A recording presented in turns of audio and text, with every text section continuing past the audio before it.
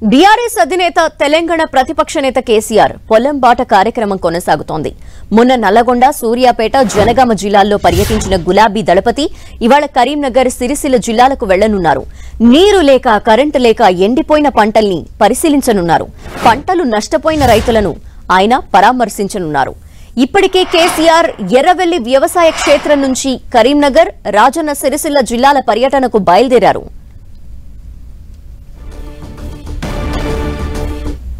కేసీఆర్ పొలంబాట కార్యక్రమానికి సంబంధించిన డీటెయిల్స్ మా ప్రతినిధి సతీష్ అడిగి తెలుసుకుందాం. సతీష్, ఎంతసేపట్లో రాబోతున్నారు? పొలంబాట కార్యక్రమం ప్రారంభం కాబోతోంది.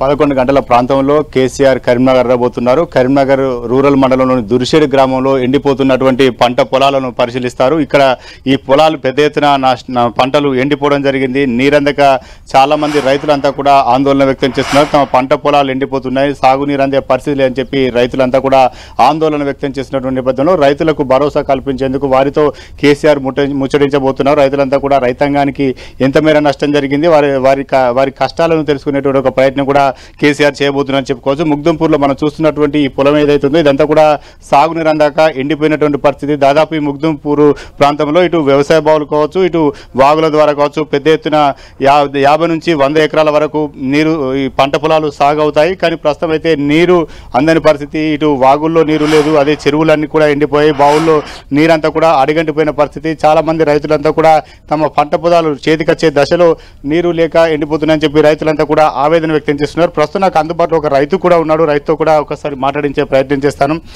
ఏ మేర నష్టం జరిగింది, ఏంటి పరిస్థితి ఏంటి, మేము పొలం పరిస్థితి ఏంటి? అసలు పొలం పరిస్థితి చాలా అధ్వానంగా ఉంది.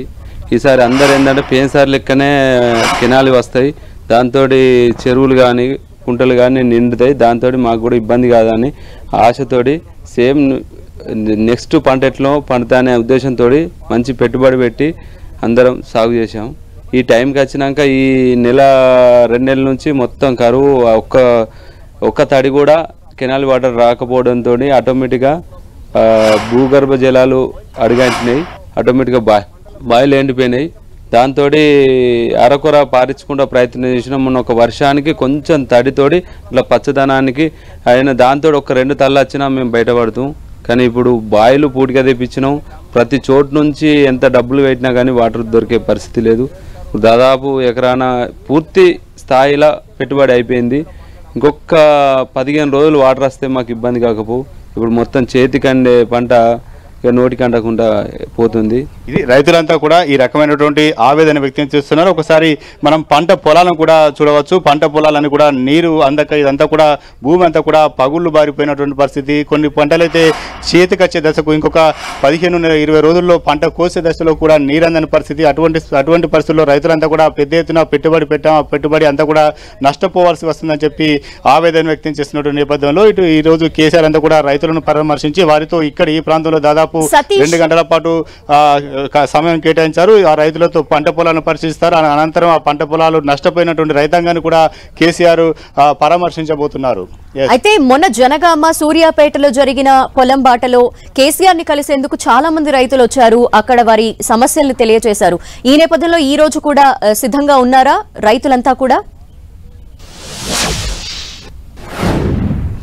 పెద్ద ఎత్తున రైతాంగం అంతా కూడా నష్టపోయింది. వారంతా కూడా ఈరోజు కేసీఆర్ కలవబోతున్నారు. కేసీఆర్ కలిసి తమ గోడు వెళ్ళబోసుకున్నారు. గతంలో ఇచ్చినటువంటి నీరు కావచ్చు, ప్రస్తుతం పంటలు ఎండిపోతున్న పరిస్థితి కావచ్చు, కరువు పరిస్థితులపైన కేసీఆర్ రైతాంగాన్ని అంతా కూడా అడిగి వారి ఏ రకంగా సాగు చేస్తున్నటువంటి పరిస్థితులు ఎదుర్కొనబోతున్నారనే అంశాలపైన రైతాంగం అంతా కూడా కేసీఆర్ విన్నవించడానికి సిద్ధంగా ఉన్నారు. పెద్ద ఎత్తున రైతులు కూడా ఈ ప్రాంతానికి తరలి వచ్చే అవకాశం ఉంది. ప్రస్తుతం మొదటగా మనం చూస్తున్నటువంటి ముగ్దుంపూర్ ప్రాంతంలో రైతుల పంట పొలాలను పరిశీలించిన తర్వాత రైతులతో మాట్లాడతారు. ఇక్కడ నుంచి నేరుగా బయలుదేరి బోయినపల్లి మండలంలో అక్కడ కూడా పెద్ద ఎత్తున పంట పొలాలు నష్టపోయారు. అక్కడ కూడా రైతులను పరామర్శిస్తారు. ఆ తర్వాత మిడ్మానేరు, ప్రధానంగా మిడ్మానేరు నుంచి పెద్ద ఎత్తున 100 ఎకరాలు సాగవుతున్నాయి. మిడ్మానేరులో ప్రస్తుతం నీటి జలాలన్నీ కూడా అడుగంటిపోతున్న పరిస్థితి. అక్కడ మిడ్మానేరును కూడా కేసీఆర్ పరిశీలించబోతున్నారు. అనంతరం సాయంత్రం ఈరోజు మీడియా సమావేశం నిర్వహించి రైతుల పక్షాన ప్రభుత్వం ఏ రకంగా వివరిస్తుంది అనే అంశాలను కూడా వెల్లడించే అవకాశం ఉంది. ఇదే సందర్భంలో కొంత రాజకీయ పరంగా కూడా కీలకమైన ప్రకటన కూడా చేసే అవకాశం ఉందని చెప్పి ఇటు బీఆర్ఎస్ శ్రేణుల నుంచి వినిపిస్తున్నటువంటి మాటగా తెలుస్తుంది. ప్రస్తుతం అయితే రైతాంగాన్ని పరామర్శించబోతున్నారు. ఈ గతంలో అయితే పెద్ద ఎత్తున ఈ ప్రాంతంలో సాగునీరు అందేది. ప్రస్తుతం నెలకొన్నటువంటి పరిస్థితులు ఇటు భూగర్భ జలాలు అరగట్టిపోతున్నాయి.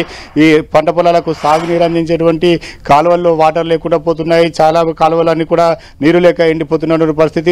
గ్రామాల్లో చాలా చెరువులు కూడా ఎండిపోతున్నాయి. జలకళ లేని పరిస్థితుల్లో కరువు పరిస్థితులు నెలకొన్నాయి. ఇటు ప్రధానంగా ఉమ్మడి కరీంనగర్ జిల్లాకు ప్రధానమైనటువంటి వరద కాలువ కూడా ప్రస్తుతం అయితే నీరు లేకుండా పోతుంది.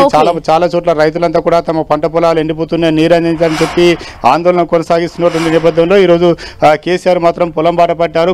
చాలా మంది రైతులను కలబోతున్నారు. కేసీఆర్ ని కలిసేందుకు పెద్ద ఎత్తున రైతాంగం కూడా ఇక్కడ రావడానికి సిద్ధమవుతున్న పరిస్థితుల్లో చాలా మంది రైతులు తమ సమస్యలను వెల్లడించే అవకాశం ఉంది. ఈ రోజు అంతా కూడా కేసీఆర్ ఉమ్మడి కరీంనగర్ జిల్లాలోని ఇటు కరీంనగర్, రాజన్న సిరిసిల్ల జిల్లా 2 చోట్ల పంటలను పరిశీలిస్తారు. అక్కడ ఉన్నటువంటి రైతాంగాన్ని అంతా కూడా పరామర్శించారు. ఏ రకమైన పరిస్థితులు ఎదుర్కొంటారో తెలుసుకొని రైతులను ఆదుకునే దిశగా ప్రభుత్వం ముందుకెళ్లాలని చెప్పి డిమాండ్ చేసే అవకాశం కూడా కనిపిస్తుంది. Okay, thank you Satish.